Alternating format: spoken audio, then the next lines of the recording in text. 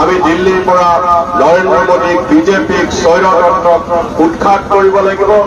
2019 চনত আমি যিবিলাক কথা দিছিলো, যোৱা 5 বছৰে আমি লোকসভাত সেই কথাসমূহ উত্থাপন কৰিছো। বৰপেটা সত্ৰ নগৰীক ঐতিহ্য নগৰীয়ে হওক, গৰাখহনীয়াৰ প্ৰশ্নই হওক, বৰপেটাৰ লগত ৰেল সংযোগে হওক, এই আটাইবোৰ কথাটো উত্থাপন কৰিছো। কিন্তু আমাৰ চৰকাৰ নথকাৰ কাৰণে আমি বহু কাম কৰিব পৰা নাই। আৰু এইবাৰ দেশত এটা বাতাবৰণ হৈছে যে এইবাৰ ইণ্ডিয়া জোটবন্ধনৰ কংগ্ৰেছৰ নেতৃত্বত চৰকাৰ আৰু সেই চৰকাৰ এতিয়া আমাৰ এইবাৰ আমি প্ৰতিনিধি হিচাপে আমাৰ প্ৰাৰ্থী নিৰ্বাচনত পঠিয়াব লাগিব।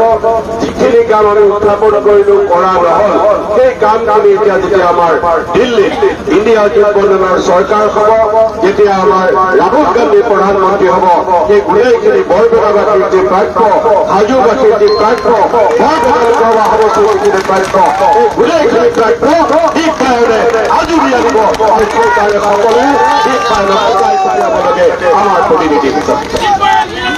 বৰ বেছি কথা নহয়, এইখিনি কৈ স্বৈৰতন্ত্ৰক উৎখাত কৰাৰ কাৰণে, বৰপেটাৰ ৰাজ্যপ্ৰাপ্তি অধিকাৰৰ কাৰণে, বৰপেটাৰ প্ৰাপ্য আদায়ৰ কাৰণে, বৰপেটাৰ যিখিনি আমাৰ সমস্যা, সেই সমস্যা সমাধানৰ কাৰণে সকলোৱে অহা 7 দিনাখন হাতৰ ছবি ভৰ্তি কংগ্ৰেছক জয়যুক্ত কৰিব, ৰাহুল গান্ধীক প্ৰধানমন্ত্ৰী পাতিব আৰু ইণ্ডিয়া জোটবন্ধনৰ চৰকাৰ কৰিব।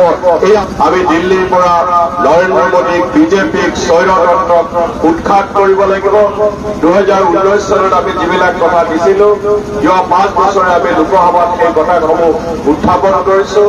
বৰপেটা সত্ৰ নগৰীক ঐতিহ্য নগৰীয়ে হওক, গৰাখহনীয়াৰ প্ৰশ্নই হওক, বৰপেটাৰ লগত ৰেল সংযোগে হওক, এই আটাইবোৰ কথাটো উত্থাপন কৰিছো। কিন্তু আমাৰ চৰকাৰ নথকাৰ কাৰণে আমি বহু কাম কৰিব পৰা নাই। আৰু এইবাৰ দেশত এটা বাতাবৰণ হৈছে যে এইবাৰ ইণ্ডিয়া জোটবন্ধনৰ কংগ্ৰেছৰ নেতৃত্বত চৰকাৰ আৰু সেই চৰকাৰ এতিয়া আমাৰ এইবাৰ আমি প্ৰতিনিধি হিচাপে আমাৰ প্ৰাৰ্থী নিৰ্বাচনত পঠিয়াব লাগিব। যিখিনি কাম আমি উত্থাপন কৰিলো কৰা নহল, সেই কামখিনি এতিয়া যেতিয়া আমাৰ দিল্লীত ইণ্ডিয়া জোটবন্ধনৰ চৰকাৰ হ'ব, যেতিয়া আমাৰ ৰাহুল গান্ধী প্ৰধানমন্ত্ৰী হ'ব, সেই গোটেইখিনি বৰপেটাবাসীৰ যি প্ৰাপ্য, হাজোবাসীৰ যি প্ৰাপ্য, বৰপেটা সমষ্টিৰ প্ৰাপ্য, এই গোটেইখিনি প্ৰাপ্য ঠিক কাৰণে আজৰি আনিব। আৰু সেইকাৰণে সকলোৱে ঠিক কাৰণে সজাই পঠিয়াব লাগে আমাৰ প্ৰতিনিধি হিচাপে। বৰ বেছি কথা নহয়, এইখিনি কৈ স্বৈৰতন্ত্ৰক উৎখাত কৰাৰ কাৰণে, বৰপেটাৰ ৰাজ্যপ্ৰাপ্তি অধিকাৰৰ কাৰণে, বৰপেটাৰ প্ৰাপ্য আদায়ৰ কাৰণে, বৰপেটাৰ যিখিনি আমাৰ সমস্যা, সেই সমস্যা সমাধানৰ কাৰণে সকলোৱে অহা 7 দিনাখন হাতৰ ছবি ভৰ্তি কংগ্ৰেছক জয়যুক্ত কৰিব, ৰাহুল গান্ধীক প্ৰধানমন্ত্ৰী পাতিব আৰু ইণ্ডিয়া জোটবন্ধনৰ চৰকাৰ কৰিব। এয়া আহ্বান জনাই মোৰ বক্তব্য শেষ কৰিছো। জয় হিন্দ।